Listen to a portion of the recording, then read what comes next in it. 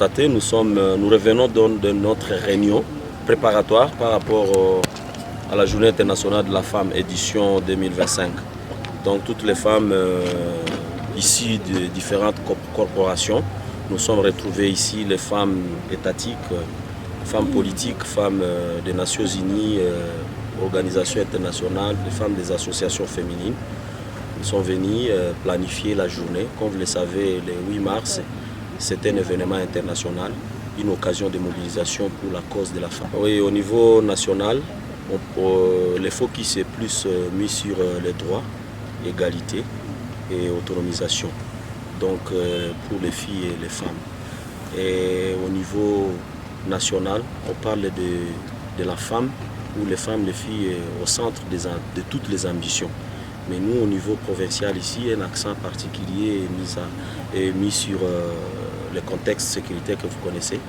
Nous pensons que les droits qui doivent être respectés, mais nous pensons aussi que la femme doit être au centre de toutes les initiatives qui concernent la paix et la sécurité.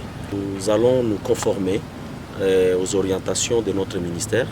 Il y a déjà une lettre, une note d'orientation qui a fixé les modalités par rapport à la célébration de ce 8 mars édition 2025.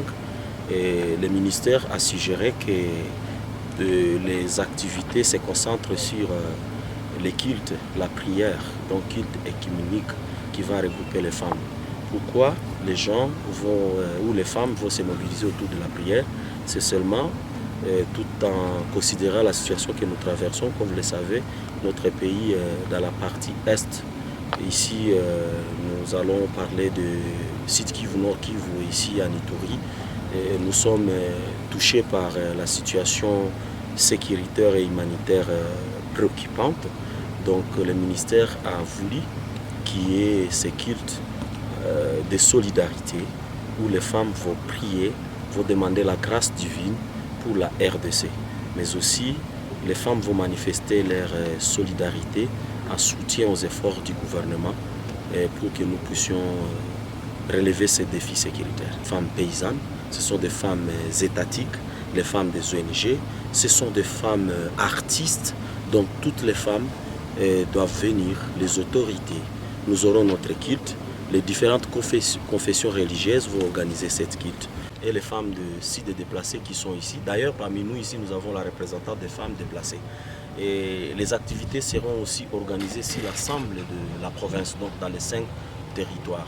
Aussi que les femmes soient mobilisées, que les femmes soient actrices de la paix et du développement de notre province. Nous mobilisons d'abord les femmes à être présentes à cette grande activité, comme la division, Jean l'a dit, toutes les couches sont invitées, les femmes déplacées, les femmes ménagères, les femmes commerçantes, toutes les couches doivent être là. Et le message que nous allons passer à cette occasion, c'est que les femmes doivent être actrices du développement. Et la paix aujourd'hui, pas seulement au niveau de l'Ituri, mais dans le monde aujourd'hui, la paix est devenue une responsabilité de tous.